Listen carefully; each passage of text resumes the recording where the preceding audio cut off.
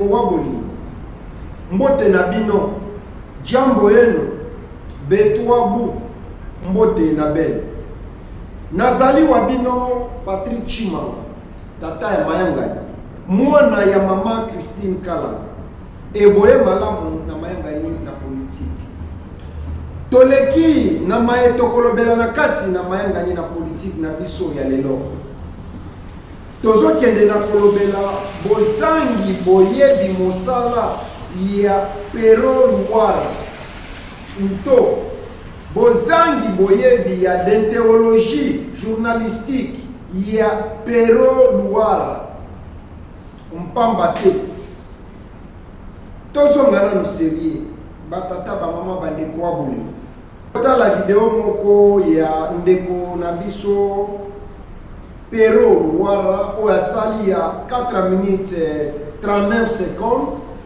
oyo azali kofinga le chef de l'État monsieur Antoine Félix Tshisekedi Tshilombo. Mais non mes chers amis, Pero Luara azali journaliste te kasi azali militant na ebité ceux qui appartiennent mais azali militant azali youtubeur azali mouton noir na kati na biso ba journaliste azali parmi bato oyo bazozwa mbongo ya ba politicien mpona kobebisa mosala na biso ya journalisme.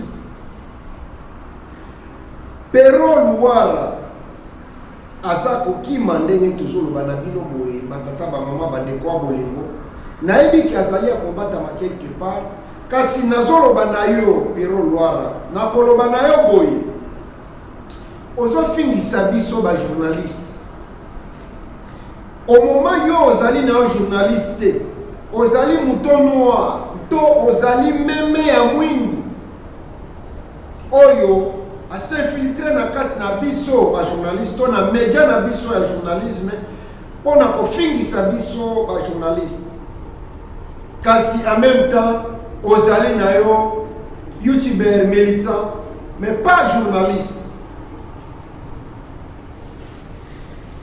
Mopanzi sango to journaliste ayebi malamu ke la liberté d'expression ezali garantie na baloi misusu ya constitution na biso to expression de liberté ezali garantie na baloi misusu ya constitution na biso nto ezali garantie par un code. Liberté d'expression ezali garantie par une déontologie journalistique oyo elingi kolobake mopanzi sango nyonso journaliste oyo nyonso akomibenga journaliste o mopanzi sango nyonso loi esili na kopesa biso mindelo nto constitution na biso epesi biso mindelo mpo toyeba bisika nini esengeli tosuka na mosala na biso ya journalisme avec liberté d'expression bien sûr. Donc soki okatisi mindelo oyo constitution loi epesi biso e garantir biso ba journaliste bien sûr po tosala mosala na biso na liberté nyonso, pas trafic d'influence, pas d'intimidation, tozali na mindelo to baloi oyo ezali kokamba biso.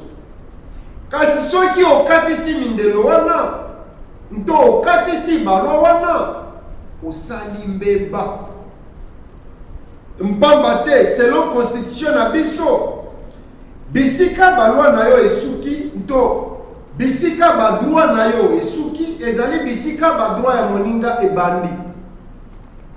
Constitution ezali wana mpona kogarantir moto nyonso oyo azali congolais na kati ya Congo badroit na ye mpe baliberté na ye d'expression. Mais elingi koloba te ke liberté d'expression esengeli yo okatisa mindelo okota na vie privée ya baninga. Kasi oyo Pero Luara sali oyo ezali oyo d'entéologie journalistique ezosenga te yango na bengi ye azali militant, azali journaliste. Journaliste asalaka musala na émotion te. Journaliste azalaka mutu asalaka musala avec précision. Yebeke ntango ozoleka liboso ya etando ike na yo, bato bazokolanda yo ebele, maye ekobima na monoko na yo eza na bamisusu bakondimela ngo sans toutefois bavérifie. Et ozali exemple te ya kobima na etando ike kobanda kofinga. D'ailleurs kofinga ezali infraction. Et au fingi n'importe qui te okofinga un chef de l'État. Un chef de l'État ça moninga na yo te monsieur Pero Luara. Chef de l'État ezala olingaka ye, ezala olingaka ete, ezala ovotaki ye, ezala ovotaki ete. Mais le fait qu'il a prêté serment abandi kosala mosala ya présidence, azali institution présidentielle et sengeli na biso nyonso ba citoyen toto saye. Kasi yo kobima liboso ya etando ike kofinga chef de l'État okatisi mindelo ndeko Pero Luara. Yango yo mokoza conscient oza kokima. Naza kozongela ko. Un chef de l'État azali moto batosaka. Ndenge na uchi expliquer bien. Un chef de l'État ezala chef de l'État ya United States of America, to États-Unis d'Amérique. Ezala ba chef de l'État ya ba pays ya Europe. Ezala ba chef de l'État ba pays mususu ya Afrique bien sûr. Chef de l'État azali motobato saka. Donc c'est normal, nous avons précisé bien, c'est normal de critiquer chef de l'État. Ezali droit, il y a citoyen surtout. Ezali normal de critiquer gouvernance, il y a chef de l'État. Ezali normal à la kaki boye à salité au critiquer, c'est normal, c'est constitutionnel. Kasi kofinga un chef de l'État ezali critique. Kofinga ezali critique. Pero Luara osali soni ya biso ba journaliste. Osali discours ya bato ya balabala Pero Luara. Nayoki na video na yo zolo bakeno to bengani Kabila to chasser Kabila. Monsieur Luara nalingi na tunayo. Obenganaki Kabila na ndaku ya tata na bino, to obenganaki Kabila na ndaku na yo, to na église na bino. Oyo ezali langage ya bato balabala. Biso ba journaliste ne faut pas tozala na langage oyo. Yo ozali bobele na voix moko, un simple congolais lokola ba congolais nyonso tu. Na ebite soko votaki ou pas. Et c'est d'ailleurs yo nde otangisa bato o bakoloba na balabala sans toutefois pour réfléchir que to benganaki Kabila komaki na suka. Bo obenganaki ozalaki na manduki, ozalaki na armée, ozalaki na police. Mpamba te Kabila mutu azalaki na armée, Kabila azalaki na police. Kabila azalaki éligible te ya ko tche candidat na ye na 2018 po ba voter ye. Yango achaki Chandari même soki mandat na ye falaki esila na 2016 mpamba te ya salaki des mandats selon constitution na biso. Après des mandats esengeli na yo po libérer pouvoir. Ye asalaki des mandats na ye pe sukaki na 2016. Asalaki glissement ya 2 ans en complicité na classe politique na biso ndenge ba mesala ba balela ba table ronde ko kabola pouvoir. Et Kabila na 2018 afachaki candidature. So yo benganelaki ye wapi? Mpe obengani ye otindi ye wapi? Ezali langage ya bato balabala. Monsieur Luara oyokisi biso soni soi-disant journaliste. Journaliste azali moto boanya mpe mayele. Journaliste azali bilembo nzela, nto bilembo mboka.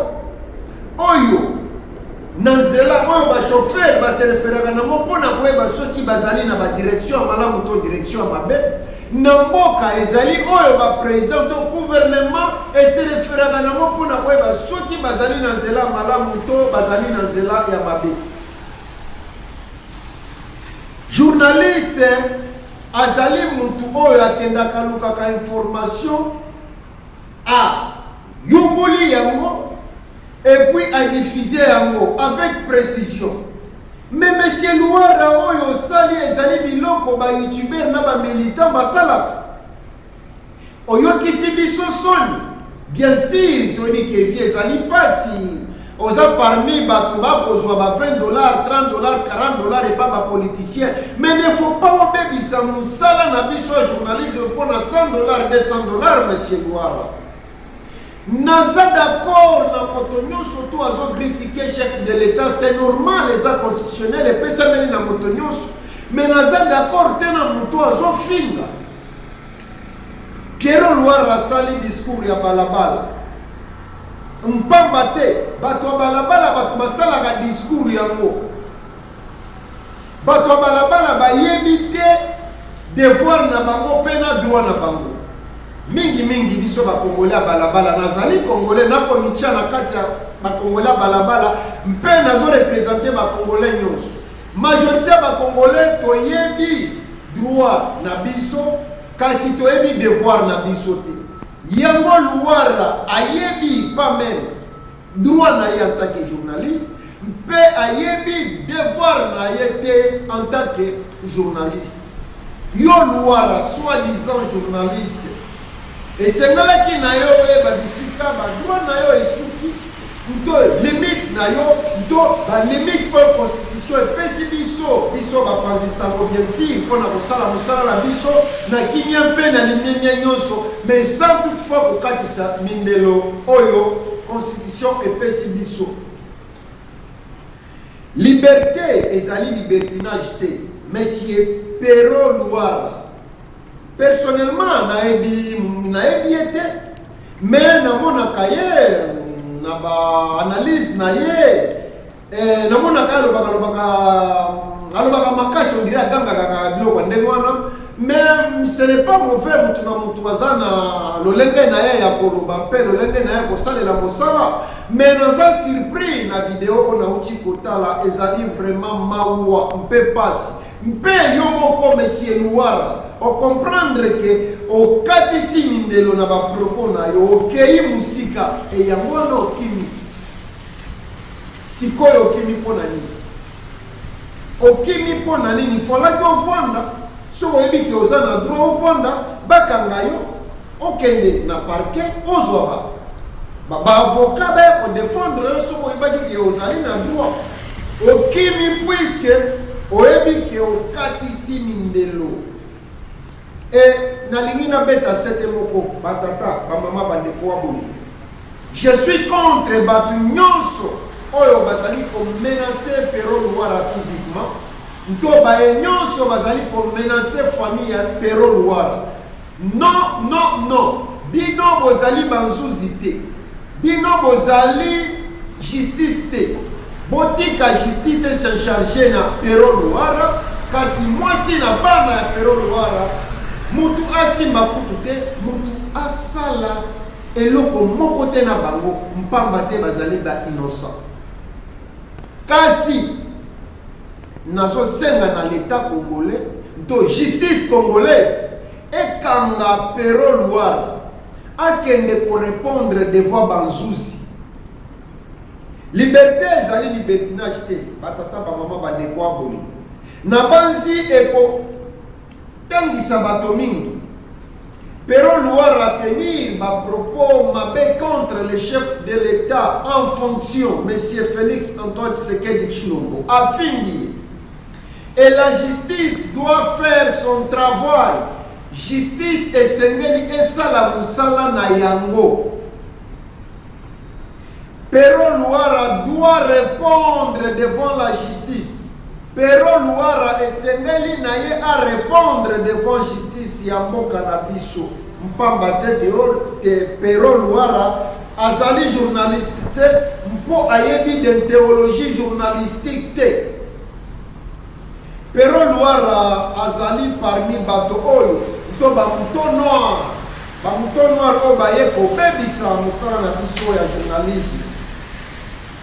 Pero Louara azali manipulé par ba politiciens congolais parmi oyo akendaka kozwa bambongo. et aye nango mpona kobebisa mosala na biso. Patrick Chimanga tata ya mayangani mwana ya mama Christine Kalanga alobi na Pero Luara na kombo na biso ba journaliste te. Ozali journaliste te, ozali militant youtubeur savoir, mais na kombo ba journaliste te. Mpena kosenga na batata ba mama bandeko wa bolingo. Bino nyonso oyo bozali kotenir biso ba journaliste rigueur. Bolibisa biso. Joana azali journaliste, azali militant, azali youtubeur. Mouton noir a s'infiltrer na kati ya métier na biso pona kobebisa yango. Kasi bolimbisa yi.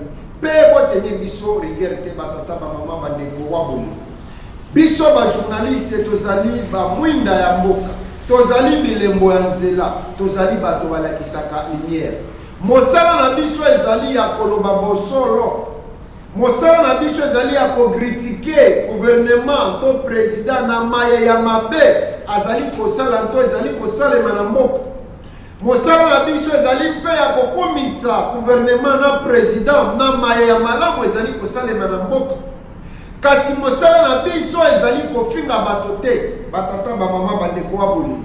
Ndenge Pero Luara azosala to asali na video na ye oyo na uti to oyo na kobetela bino lisolo. Moto moko te azali likolo ya mibeko. Biso nyonso bakongole tozali na se ya mibeko. Mpe na yaki mingi mpona kosenga na bakongole que bon menacer Pero Luara physiquement te. Bon menacer famille na yempete. Kasi botika justice esala mosala na yango. Natoni bino longonya batata ba mama bandeko wa bolingo. Nayaki uniquement mpona kobeta sete mbamba te na moni esalinga bien te. Komona un mouton noir, militant, soi-disant journaliste, aya abebi sa réputation na biso ba journaliste. Bisika nyonso na koleka bato bakotuna ngai metata na mayangani Patrick Chimanga mwana mama Christine Kalanga oyo ezali ndenge technologie na bino esengi na bino kosala mosala. Nayebisi bango te bolimbisa Luara Pero pamba te azali journaliste kasi azali mouton noir to azali moto oyo aye kobebisela biso mosala to boyi ye na kombo na biso bo traiter ye bo tenir rigueur en tant que militant youtubeur kasi journaliste te na kei na lobango na kopesa mbongo merci na pichu image to mbote bolimbisanga monoko mozangi makolo kasi mobetaka mpe libaku. Napesi mpe mbote na salon batatu epai ya JB. Nabosani te Cristiano Chimanga ndoi ya mama. Mpe napesi mbote na Roki Kalonji. Tokutani na mbala ya sima nazali wa bino Patrick Chimanga tata ya mayangani mwana ya mama Christine Kalanga. Merci beaucoup mpe goodbye.